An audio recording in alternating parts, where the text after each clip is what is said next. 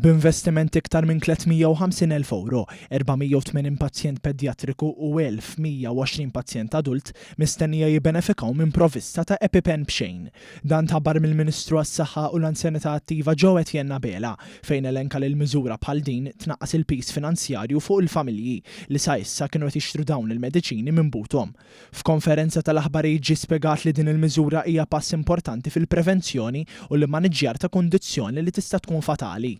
Il-Ministru qabel qal li l-pazjenti eliġibbli se jkunu jistgħu jibbukjaw appuntamenti ma' konsulenti kliniċi tal-Gvern li jwettqu valutazzjoni abbażi ta' episodji preċedenti ta' anafilassi. Wara l-approvazzjoni l-mediċina tkun disponibbli għalihom permezz tal-iskema Pharmacy of Your Choice.